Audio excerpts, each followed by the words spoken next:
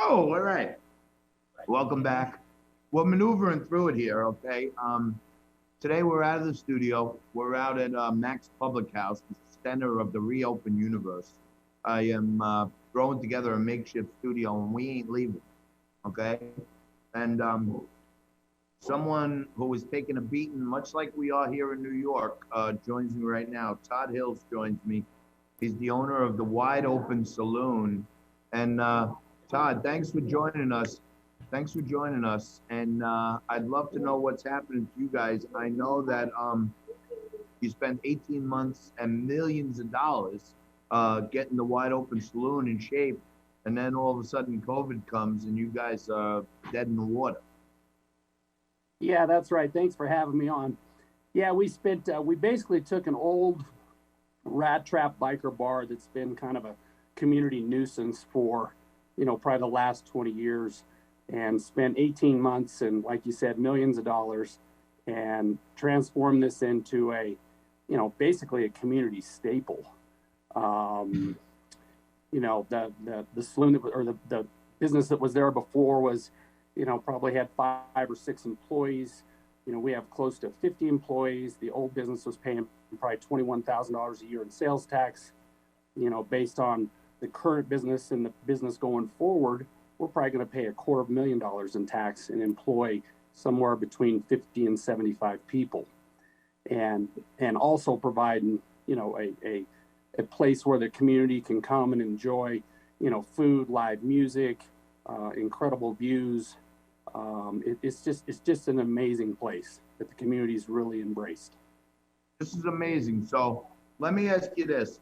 I'm working on a plan here where under the CISA, the U.S. Department of Cybersecurity, Infrastructure, and Homeland Security, they deemed federal media personalities, radio, broadcast, and digital, as essential workers.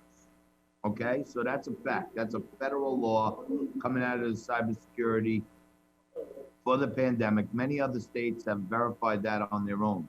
So what I'm doing here at Max Pub to beat this bum of a governor and this bum of a mayor is I sublet the place from them, and now I am broadcasting news from Max Pub, and there ain't nothing the governor or the mayor can do about it. I'm thinking about starting the Speakeasy News Network, where everyone who wants to join, they get a webcam, connect to the Biz TV channel like me, and you become an essential TV studio. Whatever you want to do in your place, that's up to you. But we're open. That's an interesting strategy. Very interesting strategy. You might want to think about it. Now, listen, just yesterday, the mayor and the governor both were saying that nobody can go in Max Pub and we don't care, and you can't have a burger and you can't have a beer. So I thought for today it would be nice if I just had a little burger. Monster. All right. And by the way, good old fashioned American beer with a pulled pork sandwich. That's right. I make a mean pulled pork sandwich at Wide Open Saloon. Unfortunately, I'm not in the facility today, but I sure have a Bud Light ready to go if needed. So let me ask you this. Where are you guys at right now? Are you shut down, like you can't go in the premises, or you can still do takeout?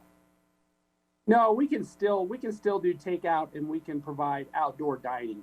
You know, I think the high today in Colorado, it's actually going to be a great day.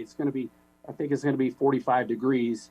But the upcoming weekend, which is when we really, produce revenue, and when we have the opportunity to bring employees in to, try to get them some wages. And I think the high this weekend is 25 degrees. So it's not going to be very enjoyable to be eating outdoors. It's amazing that they want to protect us and they want to keep us safe, yet, they don't have a problem with my customers sitting around a propane heater when it's 25 degrees trying to enjoy a dinner. And it's like, they're not supposed to eat, they're not supposed to go out, they're not supposed to do anything, but you can go sit around a propane heater in 25-degree weather. Right. The whole thing just absolutely makes no sense. I was on an airplane the other day, with approximately 250 other passengers sitting side by side. So I don't understand if we can sit on an airplane, how come we can't sit in a restaurant? You know, there's absolutely no data that has said that the restaurant and bars are a super spreader. I mean, I actually feel I'm blessed and fortunate because we do have a lot of outdoor seating. You know, I think I understand where you're at, and I saw the story on a national news station. And from what I understand, 3 blocks away from where you're sitting, you can go have a cheeseburger and a beer. Yeah, so I mean bro, to me, that's the rage. I can't understand this. I mean, I can't understand 2 minutes, how they're guys. making these decisions. Right. So let me just throw this out at you. Maybe people out there in the heartland, in the flyover country, in the Midwest and stuff, you know, maybe they're like, well, what does that mean? A bar is open here, but not 2 blocks away. And people maybe in, you know, rural areas, they don't understand what 2 blocks is. You know what I'm saying? They don't understand how close it is. So to the national audience, I would just say to you, can you imagine if you're working on your farm, okay, and the governor says, shut down your farm, and then you call your cousin Jed, who lives a mile away, and his farm is open. To me, that's like a block in New York, a mile in rural country. You know what I mean? So if you're not worried about what they're doing to us in New York, be worried that they're not coming for your farm next.